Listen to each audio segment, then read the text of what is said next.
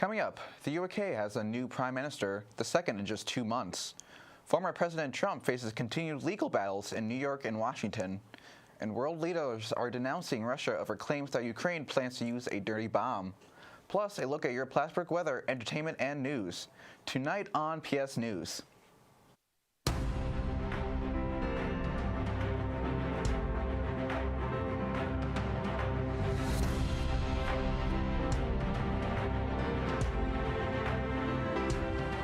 Good evening, everyone, and thank you for joining us. I'm Nick Benardot.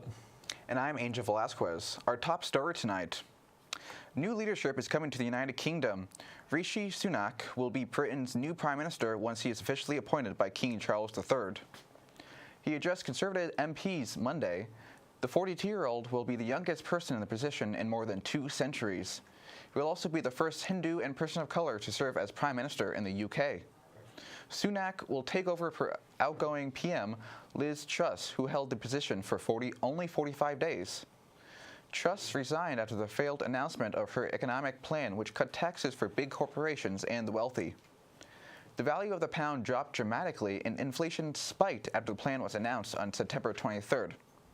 Her 6-week term in office will make Truss the country's shortest-serving prime minister. So far, Sunak has been relatively quiet about his policy plans for the future, but analysts say he appears more moderate than other recent candidates. A criminal trial against the Trump Organization began in New York today. Its charges with an alleged tax fund scheme that spread from about 15 years. Former President Donald Trump's real estate company is charged with paying executives off the book. Trump's long-term CFO, Angel Wassing, pled guilty to the 15 related felony counts in August. Those pleas and his testimony are in return for a lighter sentence. And that is not Trump's only legal trouble. A battle of the January 6th Select Committee is giving new details about how he might testify before the panel. Representative Liz Cheney says the hearing could last for days and would likely not be televised. It is still unclear if Trump will appear before the House Select Committee. He responded to its subdusive by calling the administration a witch hunt, but he did not say whether he would cooperate with the sovereignty. Trump would fight in court, and that battle could outlast the committee. The Biden administration is condemning a claim by Russia that Ukraine has planning to use a dirty bomb. The allegation originated from Russia's defense minister during a call with the U.S. Defense Secretary Lloyd Austin on Sunday. U.S. officials are calling the planned use of dirty bomb, which combines conventional explosives and uranium, a false flag operation. The foreign ministers of France and the United Kingdom joined the U.S. in condemning the Russian statement. The NATO allies reaffirmed their support of Ukraine's sovereignty, independence, and territorial integrity in the face of Russian aggression. Canada's national freeze on the sales, purchase, and transfer of handguns took effect Friday. It's part of the nation's plan to tamp down the spike in crime. Prime Minister Justin Trudeau discussed the freeze at a stop in Surrey, British Columbia. Today, our national freeze on handguns is coming into force. From today forward, it is no longer legal to buy, sell, or transfer a handgun in Canada. Some people can still own and use their registered handguns under the new rules, and they can sell or transfer handguns to what the government defines as exempted individuals or businesses. This would include businesses such as the film industries and museums. A federal appeals court has placed a temporary hold on President Biden's student debt relief program. On Friday, the 8th U.S. Circuit Court of Appeals issued the order in a case brought by 6 Republican-led states. The order prohibits the White House from canceling loans covered under the new forgiveness policy as the appeals court considers the GOP states challenge to the policy. The states are arguing that the Biden administration does not have the legal authority to grant broad student loan forgiveness. A district court dismissed the case earlier last week, ruling the states did not have the legal standing to bring the challenge. Despite the holdup in courts, the Biden administration is still encouraging people eligible for student loan debt relief to apply online. Education Secretary Miguel Cardano says 22 million people have already provided the necessary information needed to review eligibility for student debt relief. Coming up after the break, officials are seeing big turnouts in early votings for the midterm elections. Stay with us. What am I looking at here? It's a spaceship. From where? From space? All right, people, let's hit these guys with some PSTV.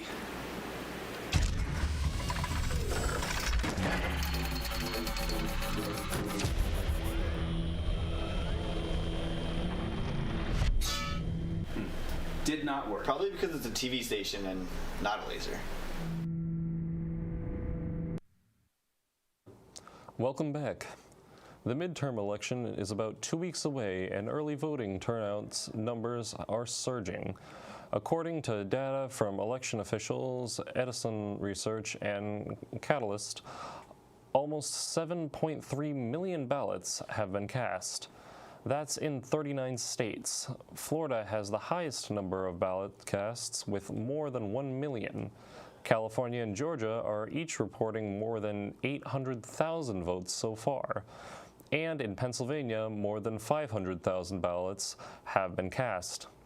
Here in New York, early voting will be open for October 29th to November 6th. Election Day is Tuesday, November 8th. For more information, visit the Board of Election website at election.ny.gov. Senator Lindsey Graham does not have to testify in Georgia's investigation of the 2020 election for now. Earlier today, U.S. Supreme Court Justice Clarence Thomas agreed to temporarily freeze a lower court order requiring the Southern California Republican to give testimony before a special grand jury. The grand jury is investigating efforts to overturn the 2020 presidential election in the state, and prosecutors would like to question Graham about calls he made to Georgia election officials after the election. Justice Thomas acted alone in the decision due to his jurisdiction over the lower court in question. The move gives the Supreme Court more time to consider Graham's case.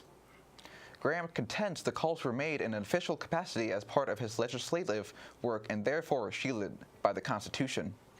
Georgia investigators have until Thursday to give a response to the court. The White House is demanding Congress to take action on gun violence after yet another school shooting. Earlier today, St. Louis police said 2 people were killed and 6 were injured when a gunman opened fire at Central Visual and Performance Arts High School. The suspect's shooter was also killed.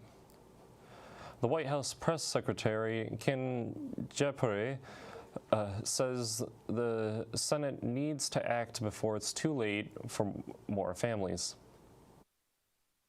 In the wake of Newton, Parkland, Buffalo, Uvalde, and countless other shootings in communities across the country, we need additional action to stop the scourge of gun violence. Every day that the Senate fails to send assault weapons ban to the president's desk or waits to take other common sense actions is a day too late for families and communities impacted by gun violence.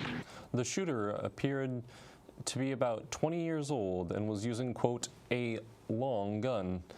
It's unclear how the shooter entered the building. One of the victims has been identified as Jen Carraza, a health teacher at the school. The police have yet to release the name of the other person killed by the gun. Multiple people remain hospitalized with injuries. When we come back, we'll take a look at your Plattsburgh weather and entertainment news. Stay with us.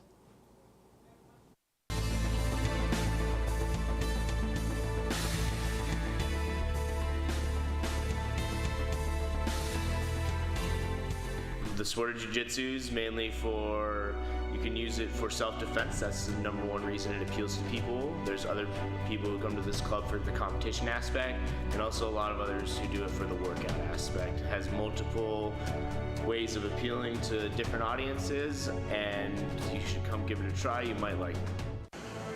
Dance corps makes me feel confident. Dance corps means to me family. Dance corps is motivating. Dance corps means new friends. Dance corps means old friends. Dance corps means unity. Dance corps means creativity. Dance corps means love. Dance corps is fun. Dance corps means friendship. Dance corps is exciting. Dance corps is my support system. Dance corps is my favorite thing. Welcome back. I'm your meteorologist, Marcel Gibbs. Here's a look at your Plattsburgh weather. Now we're seeing 60s all across the board, but it can't decide if it wants to stay high or low. We're seeing 67 at Owl's Head. We're seeing 66 at Vermontsville, 61 at Dannemora, 65 at All Sable Forks, 64 for Plattsburgh, 65 for St. Albans City, and 62 for Wilson. Now let's take a look at your 5-day forecast. Now we're seeing Tuesday with a slight chance of showers until noon, mostly sunny with a high of 70, so at least we've got the temperature to look up to. We're seeing 68 for Wednesday, 40% showers in the afternoon, partially sunny, but only with a high of 68.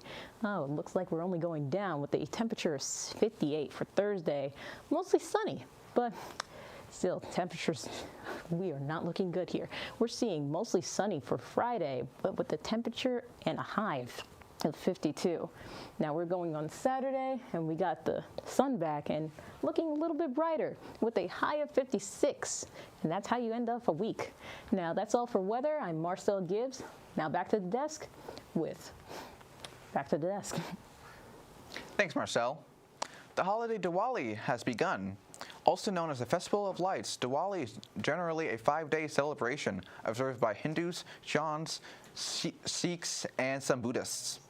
Festivities include worship ceremonies, fireworks, feasts, sweets, and gifts. Decorations for Diwali include diyas, or oil lamps, and rangoli, which are colorful patterns created with materials such as sand, colored powders, and flower petals. It is widely celebrated in India, Nepal, Malaysia, Singapore, and other South Asian countries, but its popularity in the U.S. has grown in recent years. Costco now sells fireworks for Diwali, and you can find greeting cards from Hallmark and Diwali decorations at Target. A bright and happy Diwali to everyone celebrating. Are you feeling lucky? Powerball's jackpot is now up to $610 million. That's the 8th largest jackpot in Powerball's 30-year history. The Powerball jackpot crossed the $600 million mark after no tickets matched all 6 numbers drawn Saturday night. The $610 million prize has a dump sum cash value of about $292 million before taxes. The next drawing is set for tonight at 10:59 p.m. Now let's take a look at what's happening in the world of entertainment with your PS Entertainment update. Here's Edward Halliburton. Thanks, Nick. Dwayne Johnson took the top spot at the box office this weekend with Black Adam. The movie brought in about $67 million for its opening weekend. This is the largest domestic opening ever for Johnson in a leading role. The DC Extended Universe entry has received mixed reviews from critics. Coming in second was Ticket to Paradise, starring George Clooney and Julia Roberts. It brought in about $16 million at the domestic box office. The horror film Smile came in third place with about $8 million. Hollywood is mourning the loss and death of comedian and actor Leslie Jordan. The Los Angeles Times is reporting Jordan died in a car crash in Hollywood this morning. Sources tell the Times that the 67-year-old actor was behind the wheel when his car crashed into the side of a building. Jordan is best known for his work on the TV shows Will and Grace and American Horror Story. Kim Kardashian is condemning hate speech amidst the current controversies surrounding her ex, Kanye West. Kardashian posted a statement on Instagram today sharing her support for the Jewish community. She wrote, quote, "Hate speech is never okay or excusable," and called for an end to verbal attacks, and violence against Jews. Her post came after singer Boy George publicly questioned Kardashian's silence about her former husband's behavior. West has received criticism in recent weeks for anti-Semitic posts and comments. Another group is dropping its association with West as part of the backlash. A talent agency, CAA, said Monday that West is no longer a client.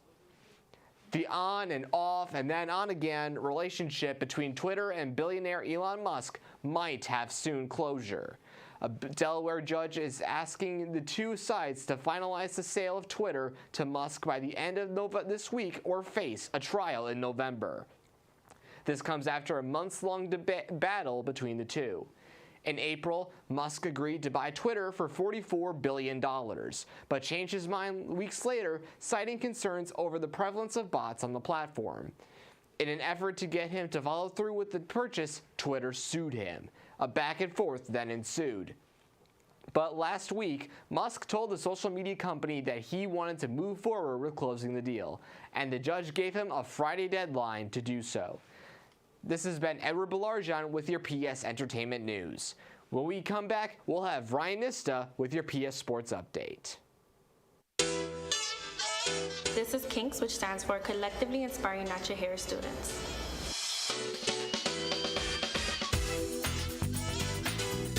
We like to promote people to embrace their natural hair and just love who they are.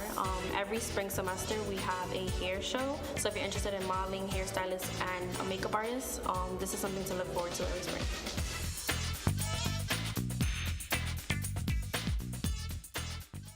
TG in one word to me means integrity. It's responsibility. It's trust. Solidarity. Synergy. Home. These guys are my home. Theta Gamma is welcoming. In one word, TG means to me family. I'm Vincent Perno, president of Theta Gamma. Here at Theta Gamma, we emphasize the importance of scholarship, leadership, and service. We strive to make ourselves better people as well as our community a better place.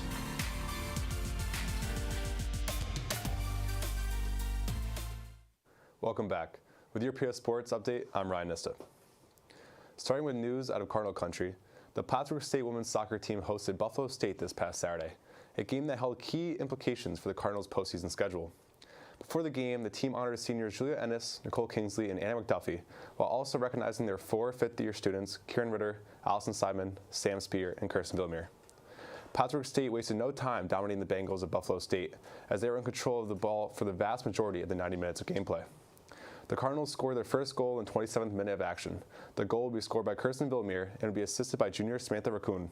The score was the 6th of the year for Villemere, giving her 19 points on the season, making her the top point holder on the team. The first half turned up all Cardinals in the box score, as the team outshot Buffalo State 15-1. The second half would be no different. Just a minute into the beginning of the second, Nicole Kingsley got the first shot of the period to go, as the senior knocked in a pass from Simon to put the Cardinals up 2. 12 minutes later, in the 50th minute of play, Anna McDuffie got the third goal of the game to go off a saved Villemere shot, resulting in the first career score for McDuffie in her final regular season home game. The fourth and final goal of the game came in the 74th minute, as Allison Simon would knock in the ball off a near-perfect cross pass by junior Avery Durgan. Simon would get her 7th goal this season, and Durgan would record the assist. All the seniors made sure to ball out on their day of celebration, including Julia Ennis, who earned her 3rd shutout of the season in her final regular season game in goal. She made 4 saves in the net and improved her record to 3-3-1 on the season. The Cards rise to 10-5-2 and 5-3-1 in the SUNYAC to clinch home field for the first round of the conference playoffs. This will be the 7th straight season the team has hosted a SUNYAC playoff game, and the group will be looking for their 8th straight SUNYAC semifinal appearance with a win over Oswego State next weekend, a team Plattsburgh shut out, defeating 2-0 back in early October. Buffalo State falls to 6-7-3 and 1-5-2 in the SUNYAC, as they have been eliminated from SUNYAC playoff contention. Now to Buffalo. The Plattsburgh State men's soccer team tied Buffalo State 2-2 on Saturday, earning themselves a SUNYAC playoff berth in the process. Rocky Bourgeois scored both goals for the Cardinals, coming up huge off the bench for Plattsburgh. The team went into the day needing a win or a tie, and losses from Oswego and Fredonia to get them into the SUNYAC playoffs. As they have on the road the majority of the season, the team fell behind early, as Yusakawa scored for the Bengals and put his team up 1-0. However, Plattsburgh was able to respond quickly, scoring 2 goals in a near 5-minute span, both off the foot of Bourgeois. The senior midfielder tied the game in the 31st minute thanks to an assist from Brian Callahan, who tied the conference lead in assists with his 9th of the year. Callahan also added a point to his name with an assist, moving him into sole possession of second place in the category.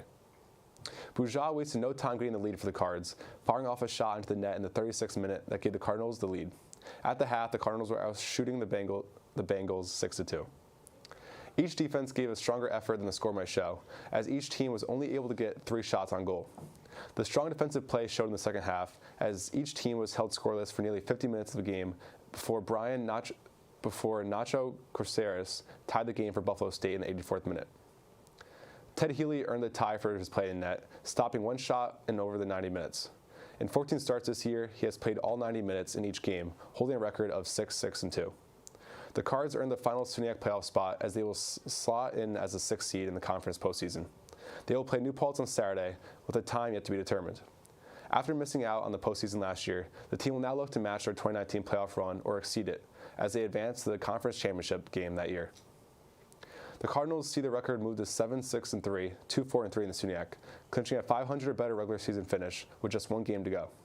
Buffalo State, who was eliminated from playoff contention with a loss or tie, moves to 4-7-5 and 2-5-2 in the SUNYAC. Now moving to the court. Women's volleyball would capture back-to-back match wins against SUNY Canton and St. Lawrence University this past weekend. Against the Kangaroos, Plattsburgh would take 3 out of 4 sets with the scores of 25-21, 25-10, 20-25, and 28-26. Immediately after this match, the Cards faced off against the Saints, again winning 3 sets out of the 4 with the scores of 19-25, 26-24, 25-21, and 25-18. Plattsburgh only has 3 matches remaining, all 3 a part of the Skidmore tournament hosted by Skidmore College in Saratoga Springs. Unfortunately, due to the Cards' 0-9 conference record, they were unable to clinch a SUNYAC playoff berth. That is all for Cardinal sports. Now to pro baseball. With the NLCS and ALCS coming to an end yesterday, the Philadelphia Phillies and Houston Astros are set to face off against each other in the 2022 World Series. Both teams wouldn't be where they were without their respective conference series MVPs, those 2 players named yesterday after the wins.